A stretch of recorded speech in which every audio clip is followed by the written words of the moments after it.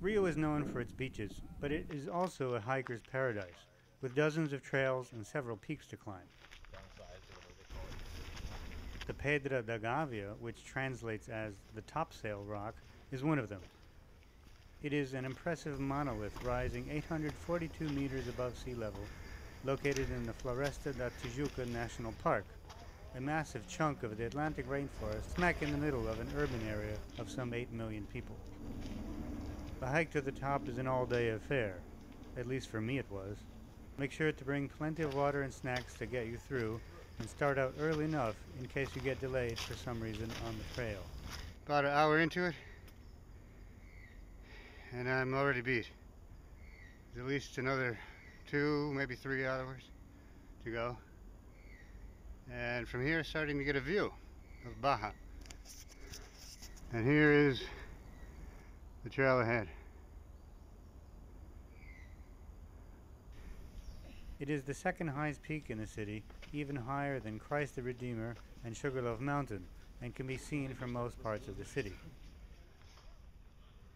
But because of the arduous hike, fewer people get to behold the impressive view from the top, although it remains one of the top destinations for visiting and local urban hikers.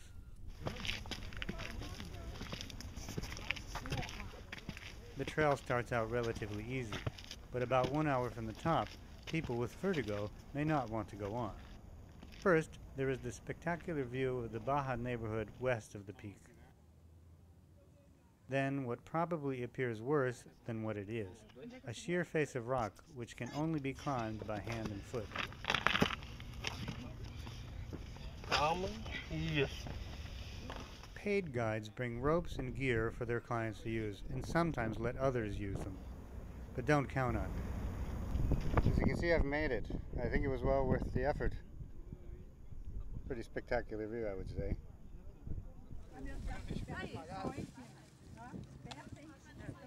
Once at the top, all of the hardship finally seems worth it.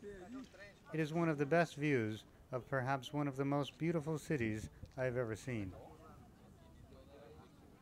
The local wildlife doesn't seem to appreciate the view, and must think that we humans are the wild ones for disturbing their peace on weekends and holidays.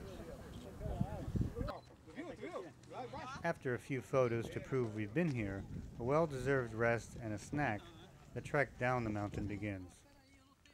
It is faster on the way down, but not necessarily easier. First, there is the traffic jam at the terrifying one-lane rock face as the latecomers attempt to ascend and the early birds attempt to descend. The cardiorespiratory workout on the way up turns into a thigh and calf workout on the way down, as they must bear the body's load down the mountain. Okay, I'm on the way down now. It's about 2 hours, and I'm feeling pretty good. My legs are around the sides of my knees are starting to hurt a little bit. But overall, I think I've done pretty well. Special attention must be given to the trail on the way down. With the thrill of conquest gone and fatigue setting in, a misplaced step can be disastrous.